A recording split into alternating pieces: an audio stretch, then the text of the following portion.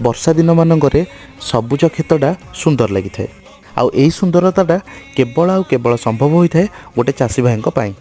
ଆଉ ହଳ ଲଙ୍ଗଳ ପରିବର୍ତ୍ତେ ଏବେ ଟ୍ରାକ୍ଟରରେ ଚାଷ କରାଯାଉଛି। କିନ୍ତୁ ଜନ୍ନତ ହିଁ କୁହାଯାଏ କେବଳ ଚାଷୀ ଭାଇଙ୍କୁ, କାରଣ ସିଏ ଜନ୍ନତକୁ ସୃଷ୍ଟି କରନ୍ତି।